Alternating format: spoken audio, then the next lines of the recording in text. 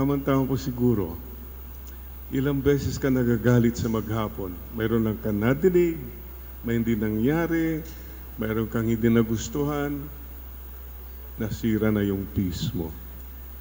You were upset. So dear brothers and sisters, you were upset, you were set up. Dapat pag na-set up ka, shut up. Pag nagdadaldal ka na naman, ang dami ka na naman sinabi, nasaktan, lumawak na yung kaharian ni Taning.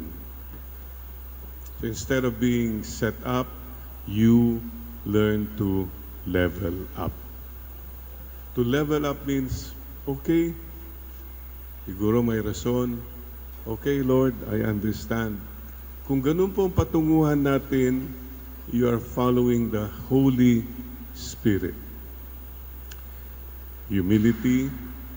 Naalala ko po, nung bata po kami, palaging sinasabi ni Mama nun sa amin, kung mayroong mga mayayabang na sinasaktan kayo, o parang mayroon kang pinagdadan na mahirap, ang ganda pong sinasabi ni Mama at Papa na, Jerry, merito mo yan.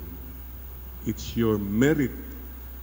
May merito ka dyan. Kung ikaw ay kinakawawa nila, ikaw ay chinichismis ka nila, etc., merito mo yan, anak.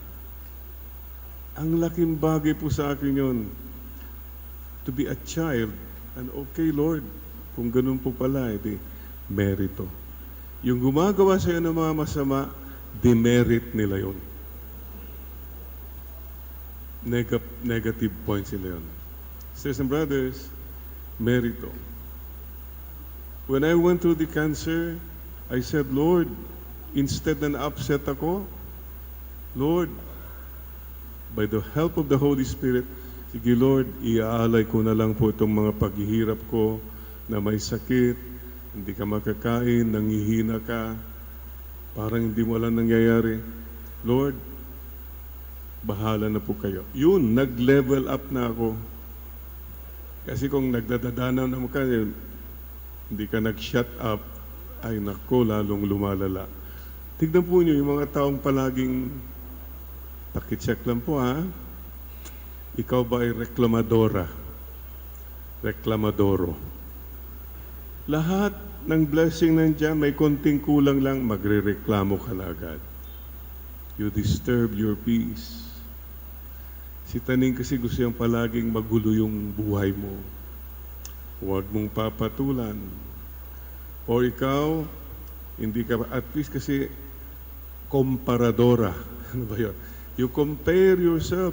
Bakit siya? Ang daming blessing. Uy, na-promote na naman sila. Ano yan? May kotse na sila. May blessing ka, pero titignan mo yung blessing ng iba. You compare yourself. Don't compare yourself. Marami ka ring blessings na wala sila. This siguro ang magandang paalaala sa atin. Level up. Level up means, Lord, my suffering is my offering. Yan pong sinasabi ko sa mga may sakit. Kapatid, may you find God in your pain. At yung pinagdadaanan mo na yan, grasya yan ang dumarating hindi lang sa iyo, pati sa mga mahal mo sa buhay. See? With the Holy Spirit, nagiging magaan po. Si Taning, He just wants you to be set up. And today, as we honor the children, may mga senior citizen ba dito? Hello? Kaway nga tayo dyan.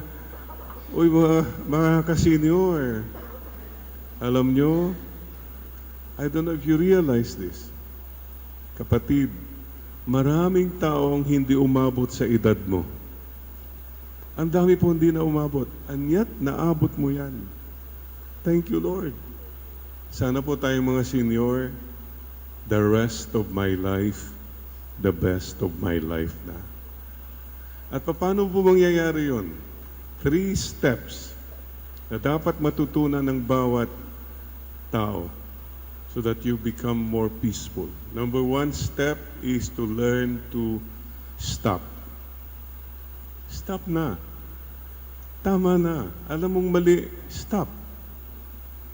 O, sigaw ka ng sigaw sa mga tao, stop na yan. Yung palagi kang chismosa, stop mo na yan. You know what's wrong. So Lord, help me to stop na yung mga dapat ko nang stop. Marunong ka dapat huminto and say, no more. Hindi na po. Okay?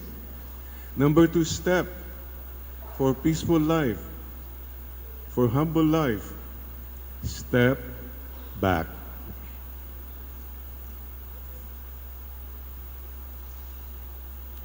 Matuto tayong mag-step back. Ay, hindi ako pader, hindi pwede mag-step back. Ako ang pader, wala ka. Lahat yan lalabanan ko. Kapatid, learn to step back.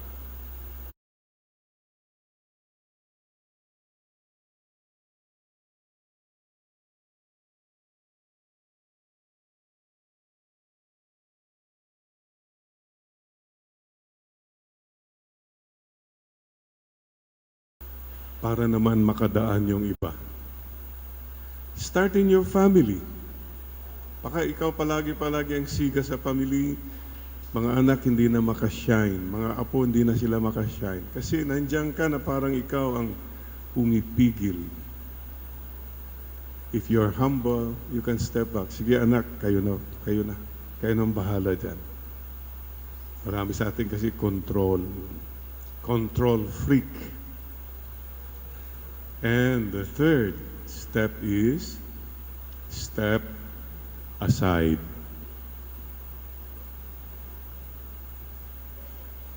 Paraanin mo na yung mga iba. Step aside.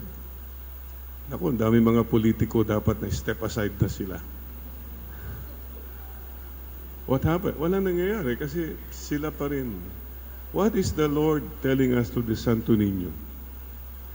Huwag na tayo magpa-starring. Be humble and be simple like a little child. I-apply po natin yan. Maraming away-away sa pamilya because we don't know how to step back, step aside. Isa pa yung inuulit-ulit ko. Kasi siguro, you're playing the game of eyes. Tignan nga natin, ano yung eye? Eye, ang dami kang imposisyon. Dapat ganito, dapat ganyan. Ganito dapat kasi ito ang standard ko. Dapat, naku. Father, I mean well. Dapat matuto sila. Tama po yun. Tama po yun. Kaya lang, parang mas marami pang commandment sa'yo galing sa'yo kaysa kay Diyos, sa Diyos. Marami kang imposisyon. Ang taong maraming imposisyon sa ibang tao, ang tawag dyan, impostor. You are pretending to be God.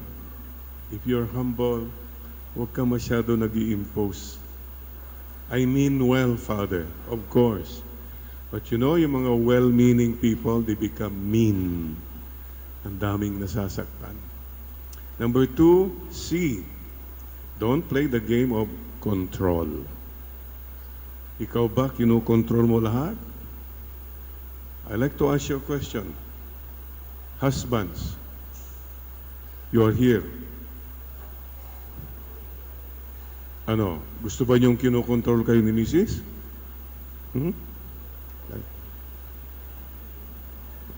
Mahirap na magsalita, Father. So, ibig sabihin, marami tayong fears. Sometimes sa mga anak mo, kinontrol mo yung love life nila, kinontrol mo yung kurso nila. Father, para maganda puntahan nila, yeah, tama ka, kaya lang, dapat talaga you really have to respect them too. And E, ito po, tumanda ka, marami kang expectation. Naku, ang daming hurts. Father, ginawa ko yun, pero anong ginawa nila? Hindi man na sila nag-ano. Naku, ang dami na mga hugot. Baka naman marami kang expectation o masyadong mataas ang expectation mo. Lower your expectations. So, ingatan po natin, ialay natin kay Lord ngayong gabi. For a peaceful family, peaceful life, tanggalin na po natin maraming imposition, control, and expectations. Ice. If you play the game of ice, you'll get frozen. Di po ba? Ano yung kanta sa Frozen? Let it go. Learn to let go. Kantahin nga natin. Let it go. Let it go. Let it go. Let it go. Speaking words of wisdom. Let it go. One more time. Let it go. Let it go. Let it go. Let it go. Speaking words of wisdom. Let it go. Ba, nag-sweet sa Beatles, no? Pakisabi mo nga sa katabi mo, mag-let go ka na kasi. Let go ka na.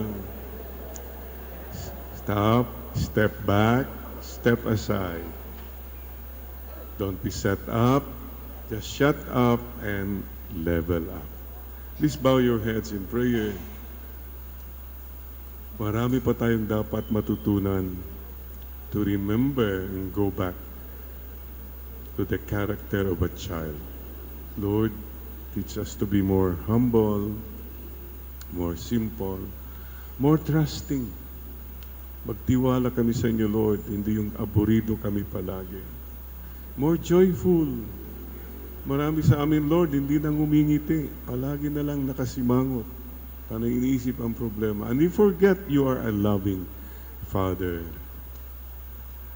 Saint Therese of the Child Jesus, teach us to be like children. And this is the prayer of Saint Therese. Let nothing disturb you. Let nothing frighten you. All things are passing. God never changes. Patience obtains everything. He who has God wants nothing. God alone suffices. God alone is enough. Nada te turbe. Let nothing disturb you. Dios solo basta. God alone. Ang Diyos sapat na.